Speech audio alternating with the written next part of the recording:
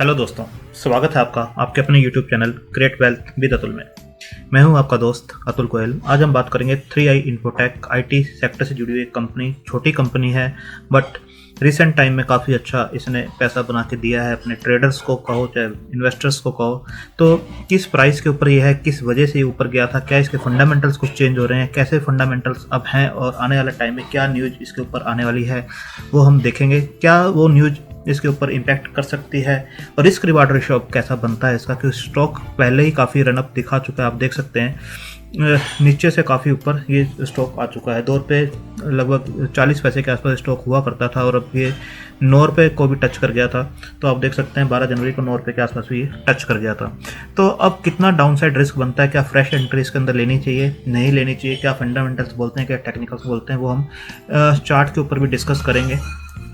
क्योंकि पहले भी मैंने एक वीडियो बनाया था और इसके ऊपर एक रेजिस्टेंस बताया था और एग्जैक्टली उस रेजिस्टेंस के ऊपर ही स्टॉक जो है जाकर रिजेक्ट हुआ है। तो वो एक स्ट्रॉन्ग रेजिस्टेंस बनता है, वहाँ हम बात करेंगे क्या इसके रिस्क हैं और क्या रिवार्ड्स हैं, किस लेवल पे इसे लेना चाहिए ताकि रिस्क कम रहे और रिवार्ड्स अच्छे हमें मिल सकें। स्टॉक मार्केट में ख़राब शेयर भी हो बट अच्छे बाइंग प्राइस के ऊपर आपने लिया है तो वो अच्छा पैसा बना के दे सकता है, और अगर एक अच्छी कंपनी है और गलत प्राइस के ऊपर आपने लिया है तो वो भी आपके पैसे को ख़राब कर सकती है। तो बात करते हैं हम 3i इन्फोटेक के बारे में। प्रीवियस क्लोज जो था 8.40 का था, आज ओपन होता है 8.40 पर ही, हाई बनाता है 8.55 का और लो बनाता है 8 रुपये 10 पैसे का। तो 8.15 के आसपास आप देख सकते हैं लाइव मार्केट में इस टाइम चल रहा है ऑलमोस्ट 3% की गिरावट के साथ। आप देख सकते हैं इस टाइप का ये शेयर पैटर्न आज का दिखाई दे रहा है। अगर 5 डेज का देखेंगे तब 7 रुपये 75 पैसे का एक इसने लो बनाया था।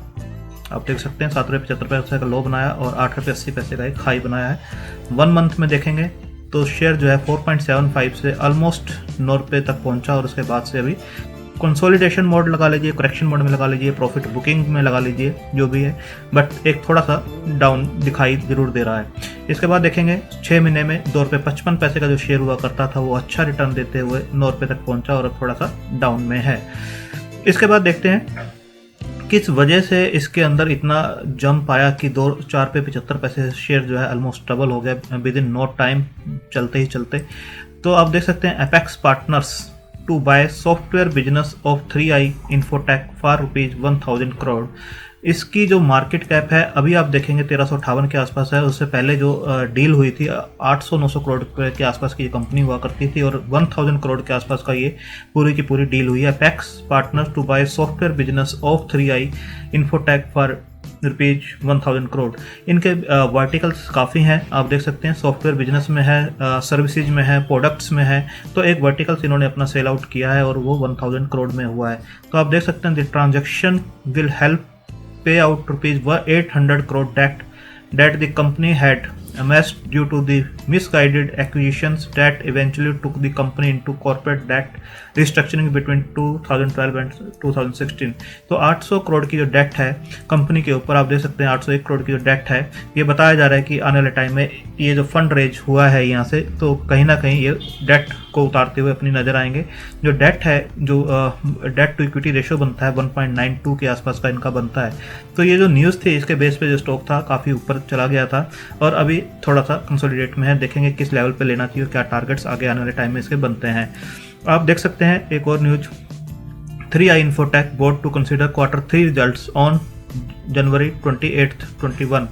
तो एक बोर्ड मीटिंग जो बुलाई गई है वो 28 जनवरी को बुलाई गई है। यहाँ पर इनके क्वार्टरली रिजल्ट्स और 9 मंथ्स के जो रिजल्ट्स हैं क्वार्टर एंडेड 31 दिसंबर 2020 के डिक्लेयर किए जाएंगे। तो रिजल्ट्स पे बिल्कुल नज़र आएगी किस टाइप के ये रिजल्ट्स देते हैं और किस टाइप से स्टॉक बिहेव करता है उस रिजल्ट्स के ऊपर। तो आप देख सकते हैं 1358 करोड़ की एक कंपनी है, ROC 10.8% की है, ROE देखें रिटर्न ऑन इक्विटी तो 13% के आसपास की निकल कर आती है। फेस वैल्यू 10 की है, डिविडेंड पे नहीं करते हैं, 52 वीक हाई 9.57 का है और लो जो है 1.15 का है।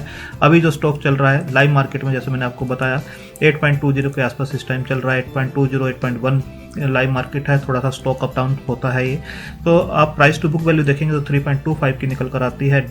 जो भी शेयर होल्डिंग पैटर्न है उसके अंदर आप देखेंगे कि प्रमोटर की होल्डिंग जो है बिल्कुल भी प्लज नहीं है, बट प्रमोटर की होल्डिंग कितनी है वो भी हम एक बार नज़र मारते हैं।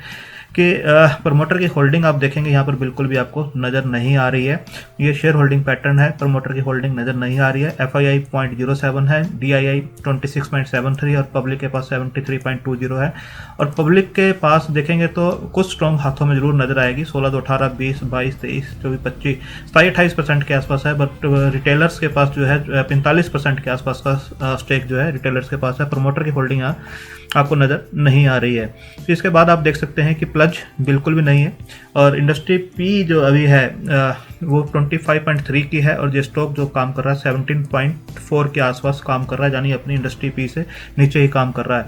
तो आप देख सकते हैं कि इस टाइप के इसके फंडामेंटल्स है। डेट जो 801 की है, 1.92 डेट टू इक्विटी रेशो आती है, वो कहीं ना कहीं आपको रिड्यूस होते हुए नजर आएगी। ये जो डील हुई है जैसा कहा जा रहा है, आने वाले रिजल्ट्स देखने होंगे किस टाइप से देते हैं। इसके बाद आप देख सकते हैं TI इन्फोटेक, ये ग्लोबल इंफॉर्मेशन टेक्नोलॉजी कंपनी, ये जो IP बेस्ड जो सॉफ्टवेयर सॉल्यूशंस होते हैं coupled with wide range of IT services, unique positions with company too, तो काफ़ी ग्लोबल कंपनी है, काफ़ी सेक्टर्स में है, और जो बैंकिंग से रिलेटेड है, banking and financial services industry BFSI आप देख सकते हैं, इंश्योरेंस, कैपिटल मार्केट, उनके लिए सॉफ्टवेयर्स बनाना, उनको सर्विसेज प्रोवाइड करना, वो चाहे गवर्नमेंट से रिलेटेड हो, manufacturing, retail, distribution, telecom, health care, काफ़ी जो इनके क्लाइंट्स हैं बड़े बड़े क्लाइंट्स हैं। ग्लोबल कंपनी है, छोटी कंपनी है बट काफ़ी आगे जाने का दमखम रखती है। रिजल्ट्स कैसे देती है ये कंपनी वो भी हम एक बार चेक कर लेते हैं। आप देख सकते हैं सितंबर के जो सेल्स थी वो 251 के आसपास थी, और प्रॉफिट मार्जिन 12% के आसपास थे, और ऑपरेटिंग प्रॉफिट जो थे 30 करोड़ के थे, नेट प्रॉफिट जो था 15 करोड़ के आसपास का था। आप एक चीज़ पे गौर करेंगे तो छोटी कंपनी है बट इसने कहीं पर भी ऑपरेटिंग प्रॉफिट जो है अपने माइनस में नहीं दिए हैं, और नेट प्रॉफिट भी इनका कभी भी माइनस में नहीं रहा है।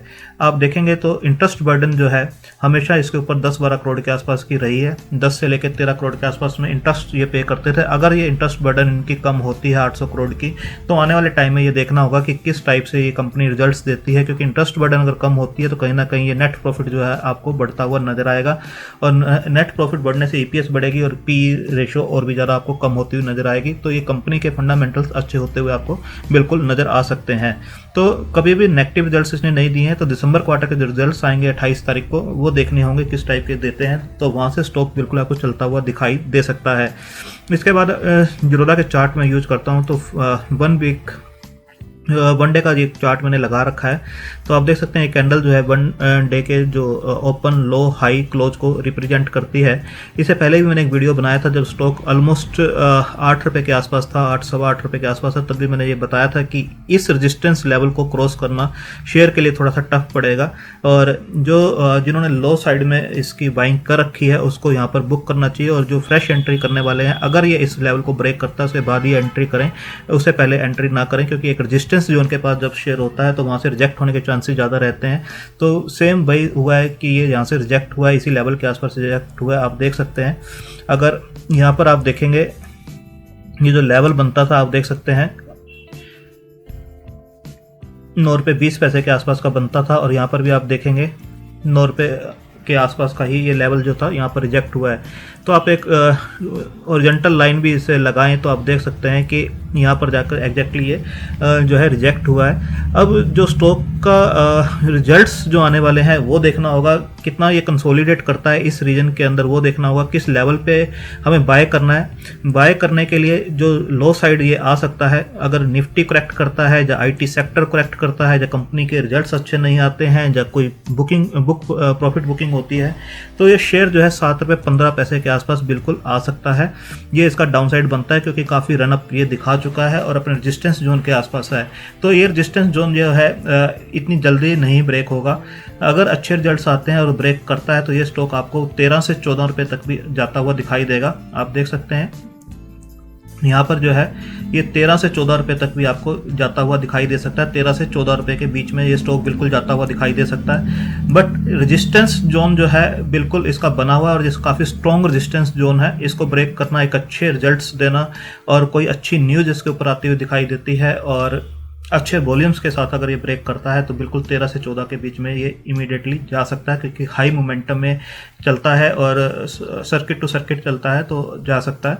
बट लो साइड अगर देखें तो फ्रेश एंट्री जिसको बनानी है वो बना सकता है 7 रुपये 15 पैसे 20 पैसे के आसपास अगर स्टॉक गिरता है तो। अगर ये इसी रेंज के अंदर कंसोलिडेट होता है, रिजल्ट अच्छे आते हैं और कंसोलिडेट होता हुआ दिखाई देता है, तब आप जो है 8 रुपये के आसपास भी इसके अंदर पोजीशन बना सकते हैं। डाउन साइड रिस्क इसके अंदर कम हो जाएगा उस टाइम पर, अगर रिजल्ट का एक हैंगओवर जो है निकलता हुआ दिखाई देगा।